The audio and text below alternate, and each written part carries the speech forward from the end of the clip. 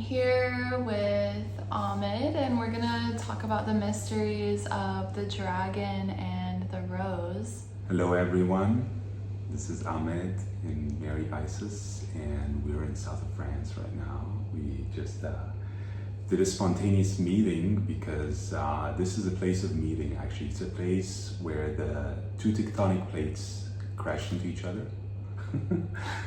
There's also a lot of dragon nodal points of convergence, and you can feel them in the mountains here. And of course, there's lots of union energies within the mysteries of the land and the sacred sites, and also the wisdom lineages of Mary Magdalene and Yeshua. Yeah, it's like the dragon and the rose gates actually merge here and the lines. And so we're deep into these mysteries, we live them, and we're talking about them, and we decided to share with you. Right. And so welcome. So I've been tracking how the rose nodal points on the earth, the rose line that runs through Europe, has been guarded by the dragons. So often you'll find the dragon sites at the sacred sites themselves guarding the wisdom, and this is how Sophia and the dragons are deeply connected in what they represent. And Ahmed was sharing how the rose is the aspect of the feminine mysteries, and how the dragon carries that quality of protection. Yeah, my first experience here coming to Montségur, I came up to the Grail Mountain, and there's a castle up there, and it's a starbase. It's starbase 12 on the planet, and this is where the Cathars, which was the pure line of Yeshua, lived. And so in my experience there, standing inside the castle ground, I felt surrounded by a huge circle for about an hour, and it was like a spiritual circle of light, and I felt the guardians of this land and the spiritual presence of the guardians of Montségur, and it was also like celestial and interstellar, interdimensional, and going into the earth.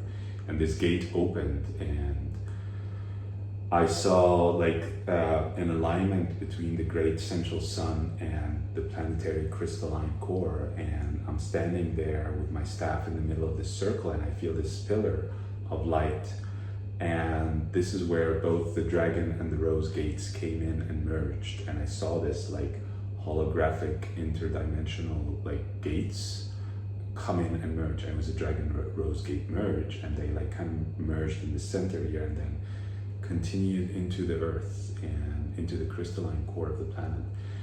And I was like, wow, this is so beautiful. I'm like standing there and like really vibing, feeling it, you know? And then I just like went deep with that, like okay, well, what does that mean? You know, like, because it just came to me, you know, like it came to me, yeah, like it came to me in the middle of the thing, and then afterwards I decoded, and I'm like, I just want to ask you, you know, like, what is the dragon and the rose for you? Because there's a very particular, you know, like when we look at the dragon in nature and the rose in nature and what they are, the rose just is the qualities of them. Yeah, you know, the rose is such delicate, like beautiful essence of divine love itself, you know.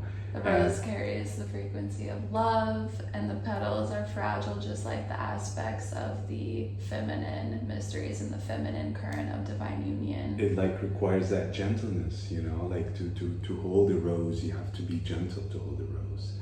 And the dragon is the exact opposite of the spectrum. It's like powerful. It's pure raw power. It's like it's fierce, you know. And so I was like, okay, well, this is the merging of these two polarities of fierce power and gentle love and grace, you know. And together, what they make is fierce grace. Fierce grace. Yeah. And the protection and the representation and signification of these currents of divine union, and what's required as we continue on the path of union. We were also sharing some deeper currents of what it's revealing today in the current paradigm, and the relationship between the divine feminine and the divine masculine, because I also feel the aspect of the dragon, in particular in relationship with the divine masculine, it comes from what I was feeling was the solar line, the solar Christed Rose Knight, Grail Knight, masculine archetypal line, and how like the Brotherhood of the Rose is being remembered. And I feel like Ahmed carries this line, and I feel like on a grander scale, there's many that are remembering what it means to be the divine feminine and the divine masculine, but I feel like there's a smaller sub-sect of men that are really carrying this true Christed archetype and role of the dragon Grail Knights. And I'd love to hear more about from your perspective what we were speaking to, of where we're currently at in the paradigm of what we're facing in terms of the shadow aspects of what's being healed within the underworld with the shadows of the divine feminine, and what the Christed line is coming in to support and assist and heal within the feminine. Because what we were sharing is how this connects to a bigger piece, and like the pistis Sophia, and how there's this motif of the Christed line, or Jesus coming to save like Sophia from the fall of the underworld. So I'd love to hear more of like what you're currently experiencing. Yeah, well, what I'm currently experiencing is beyond the scope of this conversation. I think let's just focus on this point, because the ultimate message here is guardianship of the sacred, and what is required to both hold the sacred and guard it. And again, we come back to the dragon and the rose, because the dragon is kind of wrapped around the rose grail, guarding, but at the same time also nurturing with the flame, you know. The rose is inside of the grail. The grail is like that remembrance of who you are and the Christed love, and the rose is safely held within the grail, and the two dragon alchemical currents are guarding it. Yeah, and it's like, you know, it has so many layered codes. You know, one of them that comes to me is sovereignty right now, because mainly, you know, when we discover our truth, who we are, and we come deeper into that divine presence, we have to be able to both maintain that and at the same time shield it, guard it from interference. And this is where, you know, like the union really happens in the inner sanctum, which is a place that is pure union, pure divinity, pure love. There is no interference. And the healing of the fall, the healing of the shadow, the healing of the infiltration of our sovereignty, of our divinity, of our purity, requires that like sealed container. Because what I've been seeing is how divine union is really on attack. So then when two come into union, I feel that there is a lot of interference that plays out, and the shadow aspects of the feminine, and how there is a attachment and an agreement to pain and to the underworld that still is playing out. And I feel like that's like where the divine feminine shadow aspects is also hitting a plateau, and where we can really go within divine union, because I feel that creates a halt, or if you're still in agreement to pain and suffering and ego, and you're willing to sacrifice, whether consciously or unconsciously, union or the divine masculine, like the true divine masculine who is wanting to support and assist in your own like healing and gnosis, it will just automatically crumble the Yeah. union. Right. But first I want to give you a hug. Why? I don't know, just feel it. Yeah. Yeah. Yeah. So yeah, like when we're talking about the Piss to Sophia and the fall of Sophia, Yes. and like how I told her, you know, it's a rescue mission, right? We, like, as men, we have to be able to go into the underworld and liberate everything, ourselves, others, and because of the targeting of the feminine, the targeting of Sophia, there has been a kind of an entanglement with the underworld, you know, and this entanglement is part of the agenda to siphon the current of union, to siphon the Shakti essence, and to siphon the solar masculine. And I was telling her, you know, what ends up happening is when the solar masculine goes in and can get sacrificed because of the leakage, you know, where the current is being siphoned, if that is not sealed, all the energy is leaked into the demonic realms. And so the importance of the Grail itself, you know, the Grail is a sealed container that can cultivate our divinity, can cultivate the divine love, can cultivate the solar Christ essence, because we hold God in reverence, you know. And the fall is the forgetfulness of, like, that reverence.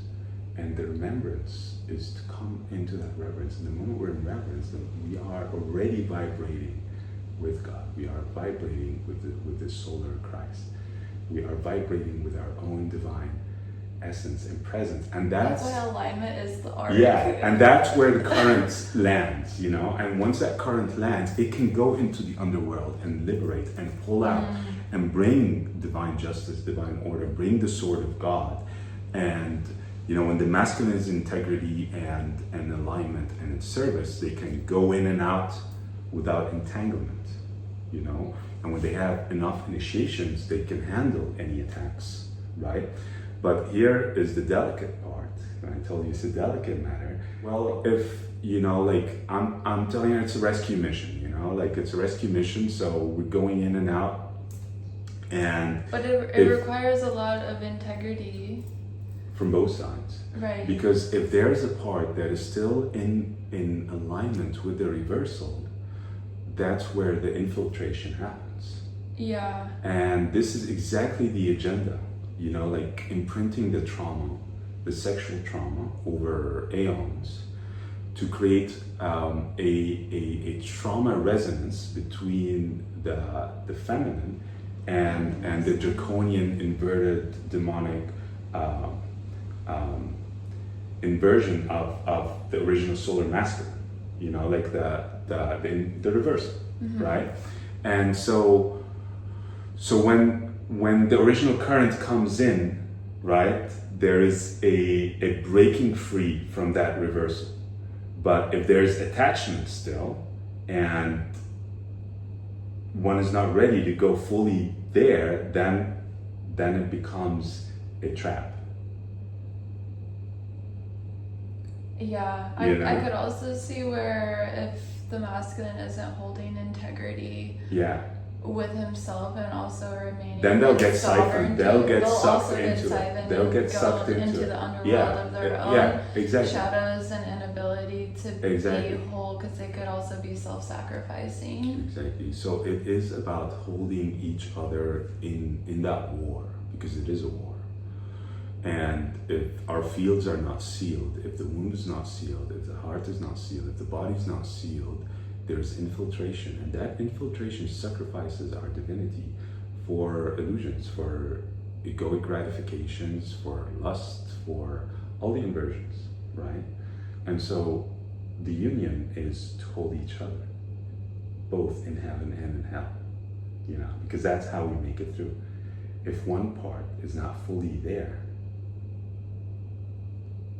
the whole thing is lost. And so we can only serve one master. You cannot have one foot out and one foot in, you know? It's either God or the devil. There's no in between. If it's in between, it's already with the devil. Right. You know? So yeah, this is where we were just talking about like how delicate it is to go into the underworld and liberate this divine current back up and lift it up and yeah, like it's just so deep because it's the exact opposite. Like, you know, like the higher realms are elevating us and pulling us up towards ascension, into our divinity, into our, you know, our divine essence. And the other one wants to pull us to sacrifice us and use us as food for inversions. And like our compass is seeing where is our energy, like is it vibrating up and going up and like this liberating, uplifting force, or is it going down into lower inversion, like infra, you know? And that's where you can tell like what you're dealing with, and you can tell who is what and where, because you can understand if they're in integrity, they're not gonna leak it. And they're gonna hold it and it's gonna rise. Beautiful. Yeah. Thanks for sharing.